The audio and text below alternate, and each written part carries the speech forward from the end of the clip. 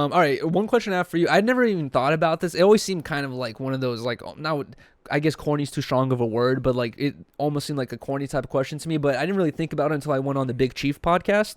Shout out to Big Chief for having me on. And he asked me, because he was like asking me about my ecstasy days and like my smoking weed, all that stuff. And he's like, why do you think you like turn towards drugs? Like, why do you, like, what was going on in your life that made you feel like you wanted to do drugs? And I'm like, I never really thought about like I did ecstasy for a reason. You know what I mean? Like it just kind of like, I was just a kid and being stupid, and I just found something that made me feel good, and I didn't learn the side effects until 3-4 months later, basically. Well, here's the thing. If you're like a normal person, which you kind of seem like you are to an extent, like as far as like, you might have some addictive tendencies, but you're not an addict like me. As like, you're able to smoke weed, drink, and not have it consume your existence. You're able to be functional. You know what I mean? Like, and you have it under control. Okay. For me, that's not the case. I don't have the luxury. So if you're like a regular person, you could take ecstasy and fucking have a great time and then not do it again for another 6 months. And, you know what I mean? Like, but it's almost, go to a rave, whatever. That's true. But with drinking, it's like, I know that if I drink too much, yes, I will ruin my next day and have a hangover. But I can drink a certain amount, have a good time, and I'll be fine the next day. But with ecstasy, it's like you're gonna ruin your next day, 100%. Yeah. You bet you do it if you don't have anything to do for the next couple days after. But like, I want to ask you that question. Do you feel like there was like some reason why you turned to drugs, or was it just because you were being experimental and young? Well, to be honest with you, it was the first thing. I mean, it was normal for kids in my circle to be smoking weed and drinking at a young age. That was kind of par for the course, We're very advanced, like fast kids, the West Side, like. Yeah. But when I got high and that shit actually finally hit me, I was like,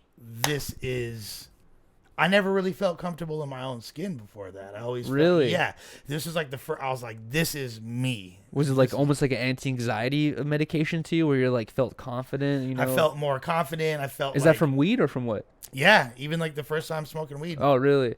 Dang, interesting.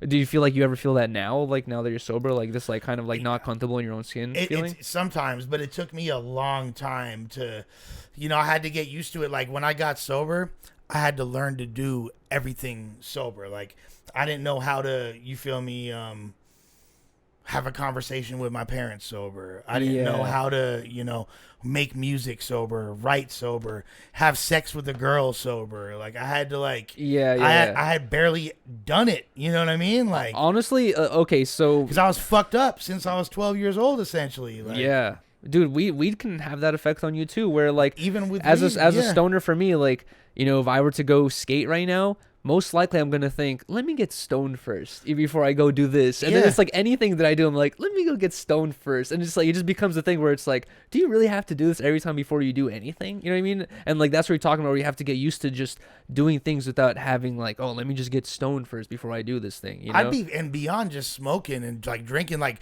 the rap battle events that I hosted and shit, I'd be on X a lot, or Blow. I feel like that has a lot of anxiety behind it, because I've seen those videos and you have the crowd is huge, right? Everyone wants hella energy, but that's the thing. So I'm off a fucking E-pill, or I'm off some Molly, so I'm just like, I'm chilling, I'm thizzed out. So it's like, no matter what's going on, like it doesn't matter that there are all these people around me. I'm in the moment and I'm feeling it, and I'm reacting to all these bars because they sound so amazing, and like I'm hyped up and people are feeding off my energy and I'm getting off on that, and it's just like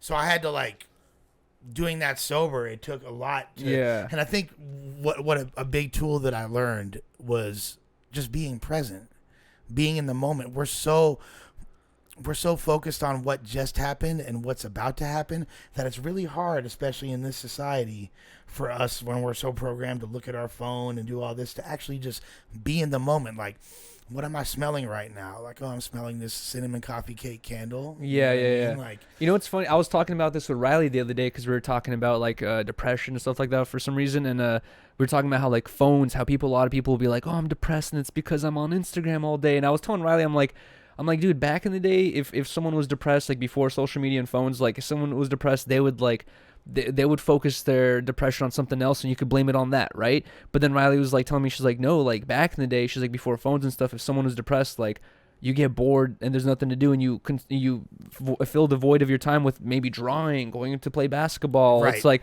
this really gives you this crutch of like being able to sit here in your room all day and feel like you're doing something, but you're not really doing anything the whole time. 1,000%. You know, so that's kind of, yeah, that's where it is. That the truth kind of does lie, where, you know, social media can, I guess, you know, be the catalyst to more depression, you know, or some shit like that, or help it grow. Absolutely.